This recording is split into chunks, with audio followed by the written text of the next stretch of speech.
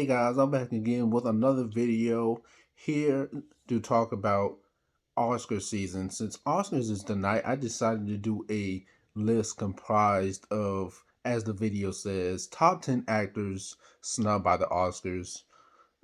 Whether this is whether they were nominated for an Oscar for Best Actor and someone else won, or whether they were had a great performance in a film that I think they should have been nominated for.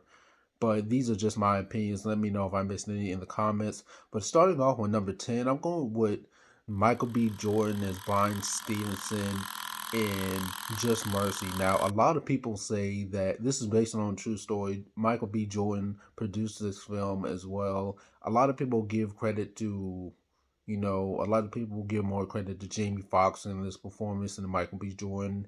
A lot of people say Michael B. Jordan doesn't have range, and I don't believe that at all. And I think this film was a great example of how he's able to switch on and off when it comes to playing, the angry, aggressive black dude that some people say that he tends to play a lot.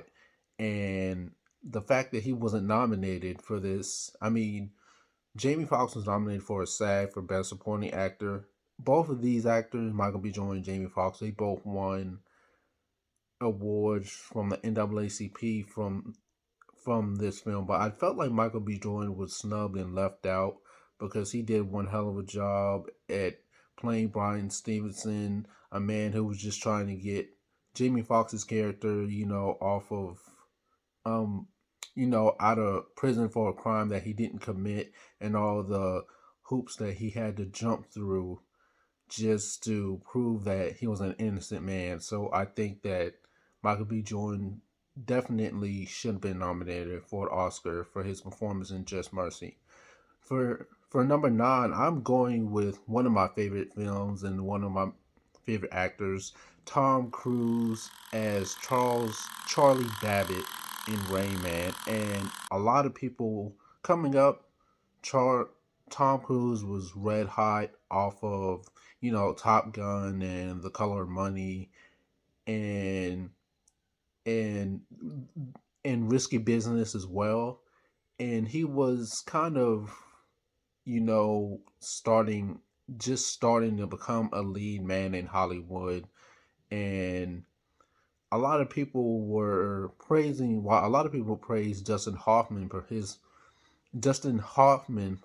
his performance in this film. And while he did excellent, and while I still think that this film holds up and it's still great, I think that Tom Cruise was overshadowed by Dustin Hoffman in his performance. He wasn't even considered for a nomination in this category when it comes to Best Actor. Dustin Hoffman won Best Supporting Actor for this film, but he wasn't even nominated for Best Actor. And you see the progression of his character, Charlie, throughout this film, because he starts off as a, selfish, entitled, privileged asshole who just starts to take advantage and use his brother to gain some sort of leverage over him. That way he can obtain his inheritance that he feels like he's owed. But throughout the film, you see that he learns to treat Raymond just like a regular person and not like he has some, even though he has autism, just treat him like he's a regular person. And I think that this is definitely one of Tom Cruise's best performances, and he should have at least been considered for a nomination. For number 8, for the next one, I'm going with Leonardo DiCaprio as Jordan Belfort in The Wolf of Wall Street. Now, Leonardo DiCaprio was nominated, but he lost out to Matthew McConaughey. I can't remember which film it was, but he lost out to Matthew McConaughey. And a lot of women tend to say that a man liking The Wolf of Wall Street is a red flag. And while I don't necessarily agree, I do think that if you idolize someone like Jordan Belfort, that is considered a red flag. The movie isn't made for you to idolize someone like Jordan Belfort. I mean, Leonardo DiCaprio did an excellent job playing such a freaking.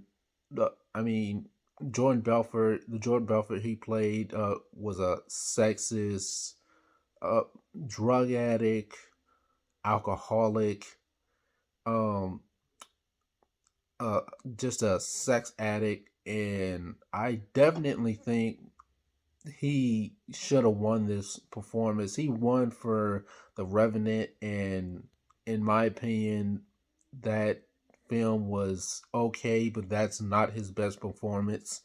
And they changed up a lot of things from the actual story, so I feel like the Academy waited way too long to give him his his Academy Award, and should have been either for this or The Departed.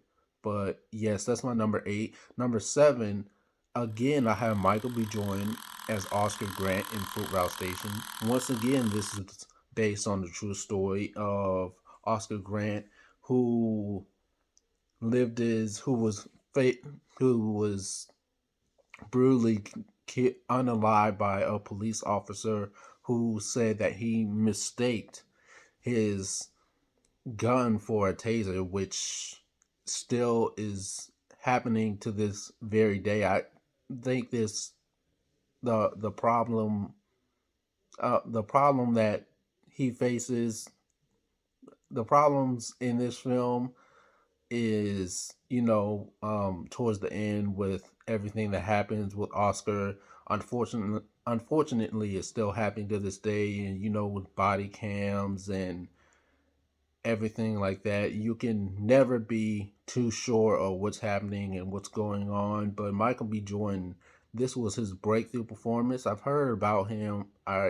My first recollection of him was actually Chronicle, but this one did it for me where I was like, I can't wait to see what this guy does in the future. And this is where he started getting the Denzel comparisons, even though he was just a few years into his acting career. That's when, around this time, a lot of people also started saying, drumming up the Oscar buzz that he was going to get nominated for an Oscar for this performance.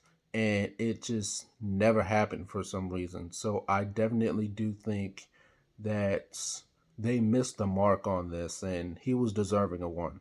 So yes, number 7 is Michael B. Jordan as Oscar Grant. Number 6, I have Denzel Washington as Troy Maxon in Fences, and this film is based on play, and Denzel started off in theater, and the fact that he lost out to Char to Ben Affleck's brother, I can't remember, Casey Affleck. I mean, while Casey Affleck had, was going through that personal stuff in his life, if you don't know about it, check it out. Just Google it or look it up on Wikipedia. I'm not gonna really dive deep into that, but the fact that they gave it to Casey when he was going through all that personal drama he was going through, and not give it to Denzel, was because of definitely a bias and racism thing. And Denzel has has a very nuanced performance in this film, and just a great just a great portrayal of a man working hard to he a man working hard to take care of his son and his wife, and when he doesn't really have much in his life. So I mean, Viola Davis won an Academy Award for Best Supporting Actress for this film, but she should have won for Best Actress instead of, Emma Stone, who's great, but it didn't make any sense seeing how she's the only female lead in this film. But I mean, Denzel, we all know he gets screwed over multiple times, and this was not the first instance. But yes, number six is Denzel Washington and Fences. Number five is, a lot of people might come say this might be a shocking one, but O'Shea Jackson Jr.'s Ice Cube and Straight Outta Compton. This got nominated for literally nothing except Best Original Screenplay, which I felt like was a backhanded compliment. I felt like this should have been nominated for, you know, Best Cinematography, Best Director, Best Actor, Best Supporting Actor, and Best Picture, and it got nominated for nothing except Best Original Screenplay. It won outstanding. It won Best Movie at MTV Movie Awards, and it won Outstanding Motion Picture at the NAACP Awards. And I was happy about that, but for for a lot of these actors to go unrecognized for their performances was really mind blowing, especially since Osei Jackson Jr.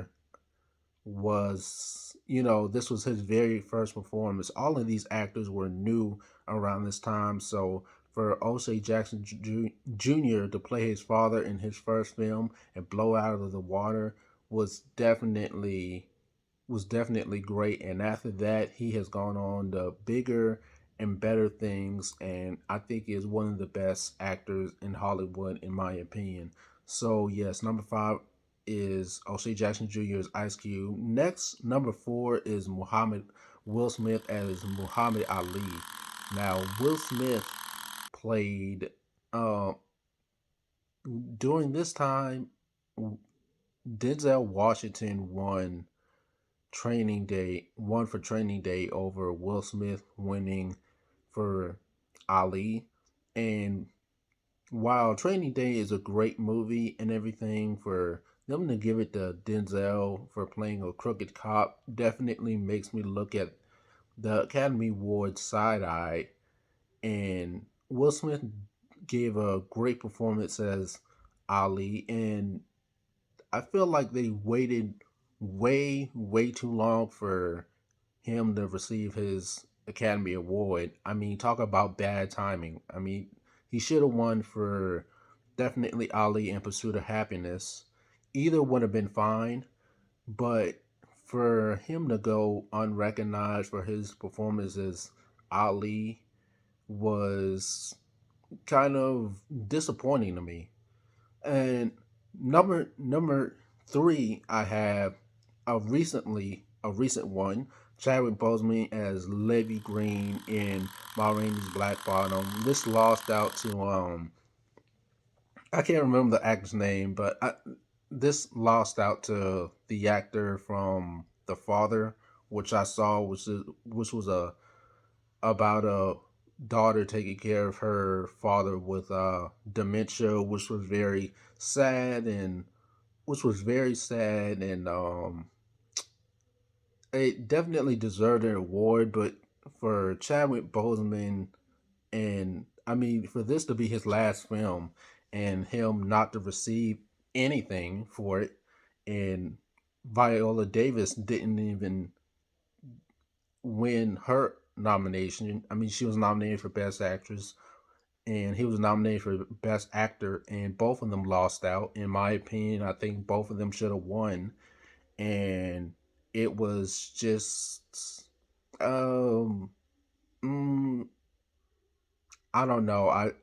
It it was just kind of disappointing to see that for his last film that he put a lot of effort into his last film, and to see the struggles that he went through being behind the scenes of this film, him not telling everyone what he went through just to put this out and make sure that it was for the public.